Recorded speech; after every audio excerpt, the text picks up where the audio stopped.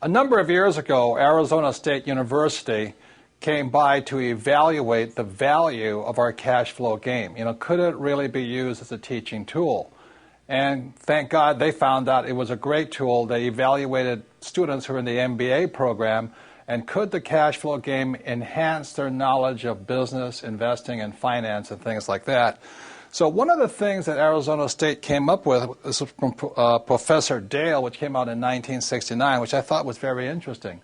So I said, I didn't do well in school. And this thing here is called the cone of learning. And what they found out is people like me don't do well in school because the worst way to learn is by reading. Those of you buying my books, keep buying books though, okay?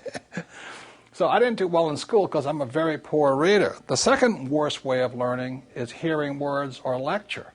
So kids like me in school just don't do well because I fidget a lot, I don't like lecture, and I'm a poor reader. So you can go up and it says you can watch a movie, watching a demonstration and all this, and this is all kind of passive learning. So being hyperactive and probably ADD, this is not the way I learn. So the reason I like games and the reason the cash flow game is a valuable teaching tool is when you go to active.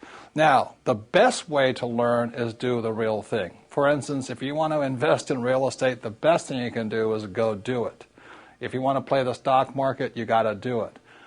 The second best thing, though, is simulating the real experience. And what Arizona State found was the cash flow game was as close to a simulation of the real thing, which is why I say the game was designed for you to play over and over and over again, to make mistakes, to learn, to correct, to adjust your brain.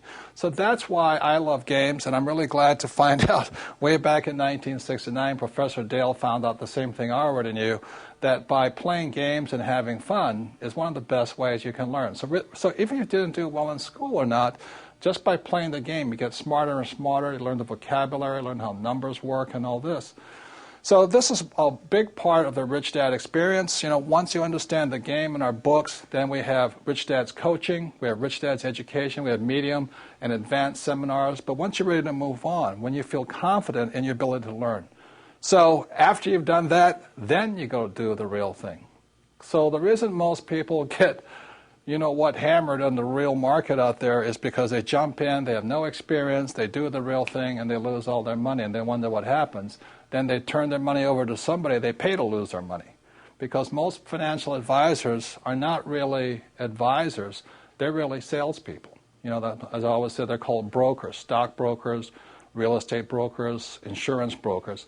As my rich dad said, the reason they're called brokers, because they're broker than you. So if you want to get rich, practice, play the game over and over and over again, and soon you'll start to think like a rich man. And that's what makes the Rich Dad Company different.